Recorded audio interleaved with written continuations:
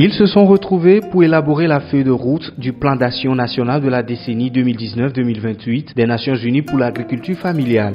Aussi, se sont-ils penchés sur celle de 2021-2030 pour la restauration des écosystèmes, deux concepts qui s'imbriquent et qui ont retenu l'attention des organisations paysannes et de la société civile regroupées au sein de la plateforme nationale de promotion de l'agriculture familiale au Togo, PNAFAT. Objectif, promouvoir et défendre les intérêts des exploitants agricoles familiaux. Le plan d'action va définir les actions stratégiques qui vont s'inscrire dans la politique nationale agricole, notamment la question de l'accès au foncier, la question de l'accès au financement, la question de la place même, de l'importance qu'on accorde aux exploitants familiaux.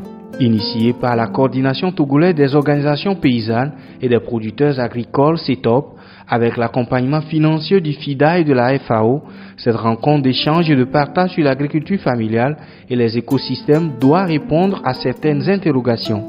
Qu'est-ce qu'on vise par ce que nous disons l'agriculture familiale? Qu'est-ce que c'est?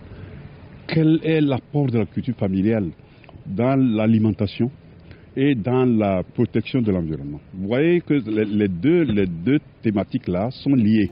La réponse à ces questions se retrouve dans l'élaboration de la feuille de route, objet de la rencontre, mais surtout de l'action concertée entre les structures impliquées.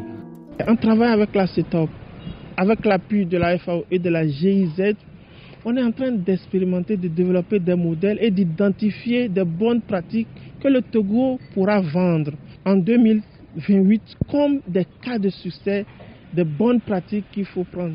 C'est pourquoi nous appuyons et nous sommes engagés aux côtés de l'ensemble des organisations paysannes réunies autour de la plateforme de l'agriculture familiale pour que le plan d'action du Togo soit élaboré au cours de cette année.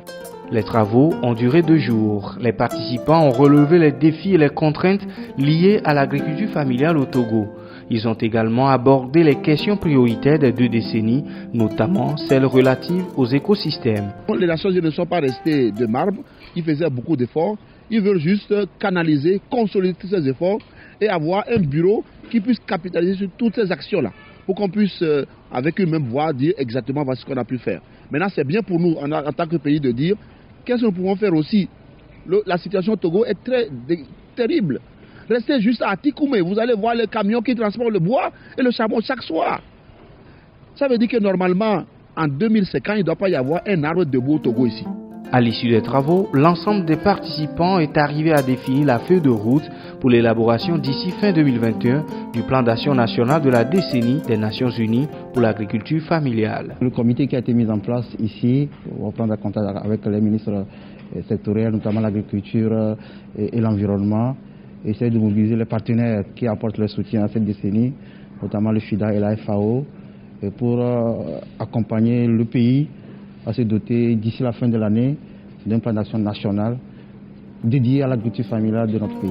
Nul n'ignore que l'agriculture familiale contient les savoir-faire locaux et présente beaucoup d'avantages, promet des systèmes alimentaires sains. Le Togo, à partir de cette rencontre, a le devoir de faire de la décennie de l'agriculture familiale et celle de la restauration des écosystèmes une opportunité pour des solutions durables aux problèmes des exploitants agricoles, acteurs incontournables dans le paysage agricole au Togo.